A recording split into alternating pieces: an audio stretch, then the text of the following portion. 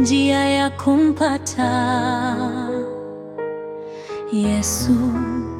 Niliposikia Injili, imani yangu ikainuka na nikakataa kauli, Yesu awe rafiki wangu wa moyo. Sikutamani mambo ya ulimwengu, maana nilikuwa mona nikapotea. Yesu aliponiita, nilipata tiketi ya kuitwa mwana wake. Nitashikilia Yesu huyu, hata mambo yawe vipi. He doesn't fail, no disappoint, he's able. Jesus, I love you, yanitea